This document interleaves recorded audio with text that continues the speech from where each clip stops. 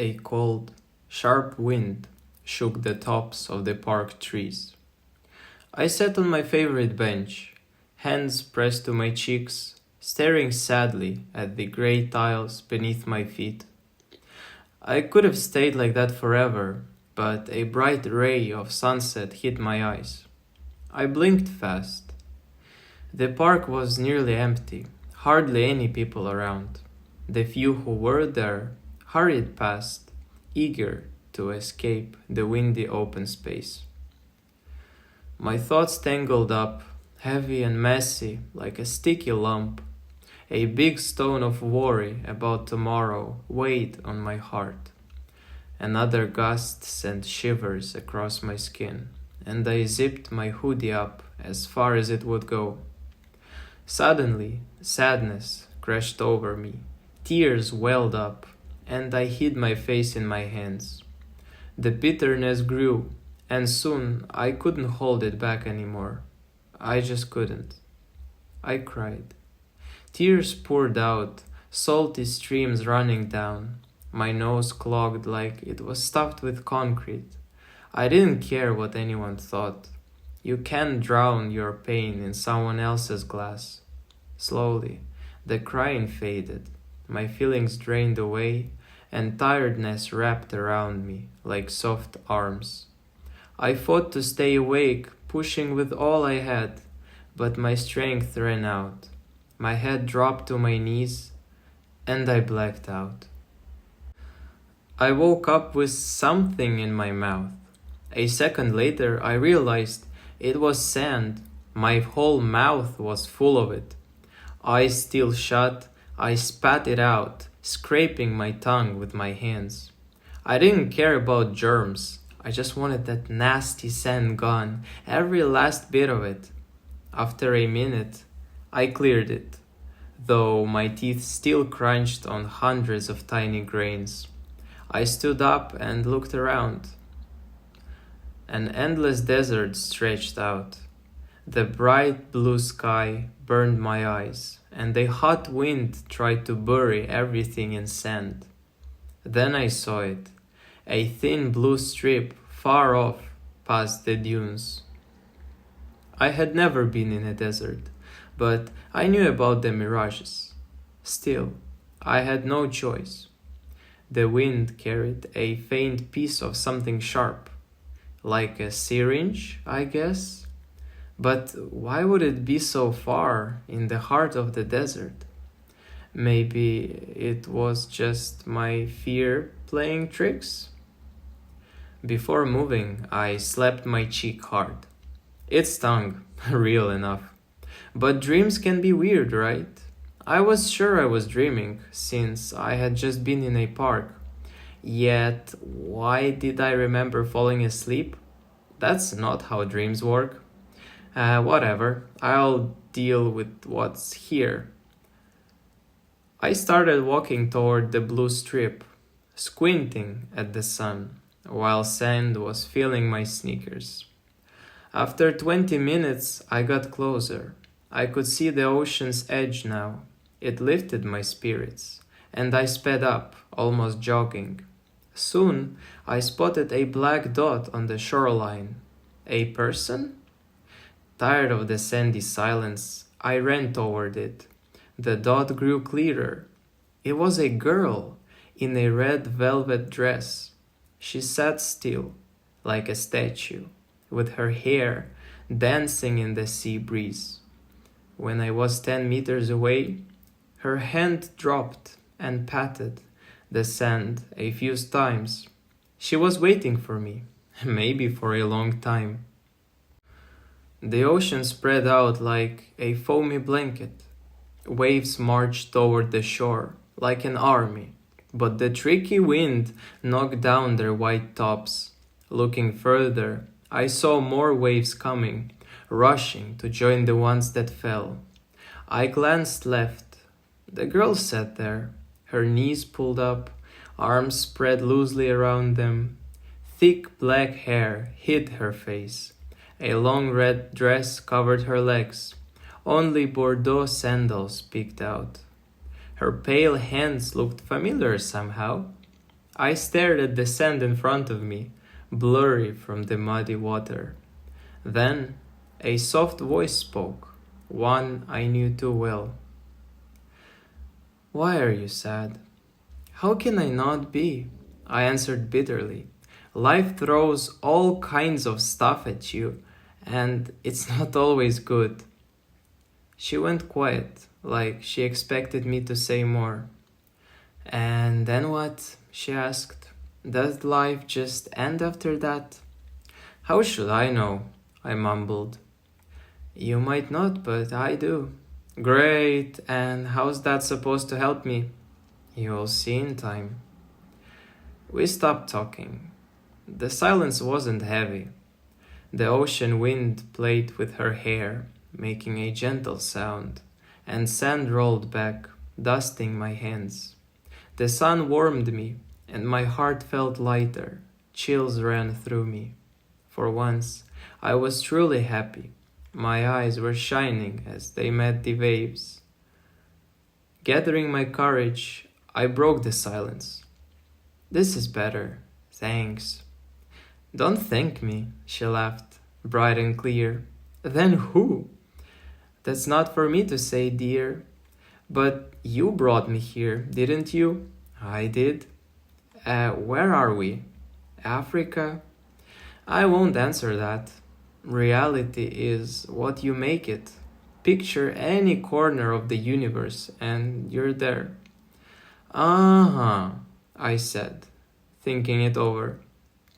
Can I ask you something? She said suddenly. Sure. Can I talk it out? Okay, I'm listening, I said, surprised. Thanks. Don't get me wrong, I've got my own troubles too. I figured. Vicky died because of me. Because of a daisy. My daisy. One I grew by mistake. Can a flower kill someone? Not the flower. What was under it? A syringe with something awful. I didn't want her sinking too deep, so I asked, was she good? Yeah, really good. I just wanted to help her, brighten her life. That's sad, I said. And Masha, that's on me too. That stupid frozen lake, I told myself not to tamper. It would only delay her end, not stop it. But I did it anyway. Same mistake again. Was she good? Mostly, yeah. Listen, I said, having a bad feeling creeping into my soul as I pieced it together. Do you think I am good? You're smart. Smarter than I thought, actually. Yes, you are good. Her words hit me like a thunder. It clicked. She was those red lights I saw that winter. They saved me from a drunk man with a bottle. She's something beyond this world, watching people. And everyone she watches dies? My stomach dropped. I ran. Sand, blazing sun, none of it scared me as much as what was behind me. I turned back. The shore was empty. Cold sweat broke out. My throat tightened, head spun. I fell on the sand. Soon, my legs started burning from the heat. The pain grew. Tears streamed down, tracing lines on my face. I was ready to give up, almost. But a voice inside kept saying, "Fight. You must fight." I had to listen. Just this once, maybe the last time. Fists clenched.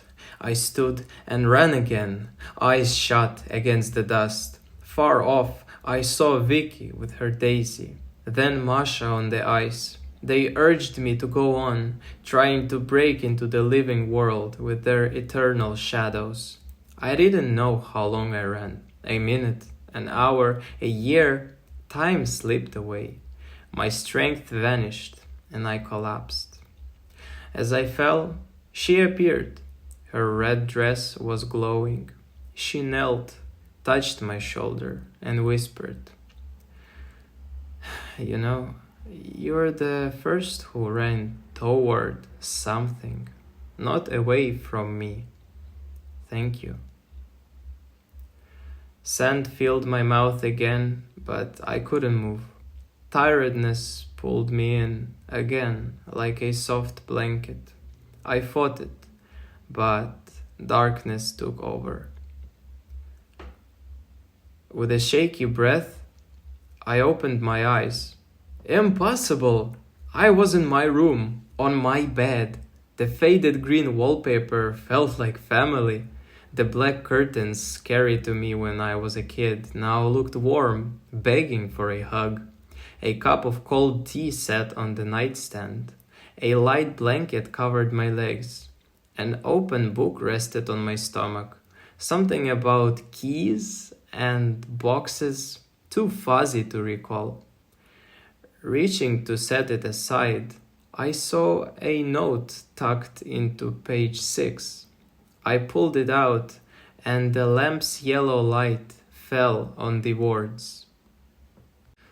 "Hey dear, you'll know who wrote this right away. Well, I changed my mind. You were headed for the same end as Vicky and Masha, but something shifted. It's not just that you ran 13 kilometers through the desert without stopping, though that's pretty amazing. It's for your grit, your fire. You fought the fate to your last drop, broke its rules. That's rare these days, I shall say, and it hits deep, believe me. But there's a catch. This is our last time, fortunately or not. Our path won't cross again, and I'll make sure of it. I'm certain that every goal you set will come true. Don't be afraid of anything. Accept life as it is. Let it go. It'll get easier, trust me. I'm glad I met you. You'll stick with me for a long time. To spark your life anew once more, like flames that dance on night's dark shore. Hold tight these words I leave behind. Daisy, frost, and smiles you'll find. The wind tapped the window, softer now, like it was tired of fighting with it. I got up and walked to the glass, lightly pressing my fingertips against its cool surface. Outside was my city, sprawled out in all of its messy glory, alive and breathing under a sky, turning pink at the edges. The street below buzzed with noise, and dogs were barking at nothing somewhere far off. Crooked lampposts leaned over the cracked sidewalks. Their flickering lights were buzzing faintly, like they were too stubborn to give up. A faded billboard hung flipped on a gray building. Its peeling paint was showing half a smiling face selling toothpaste. Nobody bought anymore. Down the block, a kid kicked a scuffed soccer ball against a wall. The sound echoed off chipped bricks, stained with old graffiti. Scribbled names and hearts nobody remembered. The air felt thick, with a heavy smell of gasoline and wet leaves rotting in the gutters. Two pigeons flapped up from a dumpster, fighting over a soggy bread crust, with their wings brushing the air with a soft hum. Further off, a neon sign blinked red over the corner shop, and this glow caught the edge of the daisy, poking through a pavement crack, stubborn and small, like Vicky's ghost, which was waving hello to me. The wind carried a chill and faint echo of Masha's frost arose, rustling a plastic bag caught in a bare tree branches, making it dance like a trapped kite. People moved fast down there, heads down, coats pulled tight, dodging puddles that reflected the last streaks of the sunlight. A guy with a patchy beard yelled into his phone, his voice sharp over the noise of the traffic, while a girl in a bright yellow scarf laughed with her friend, making her steps quick and light. A siren wailed in the distance, faint but sharp, cutting through the clatter of a metal trash can lid rolling loose down an alley.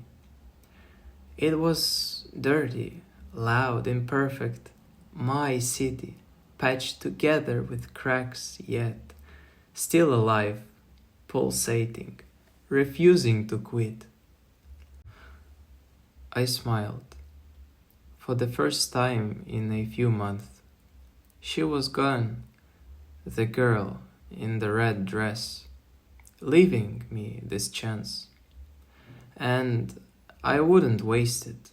Not this shot, not this loud, ugly, beautiful place staring back at me through the window glass.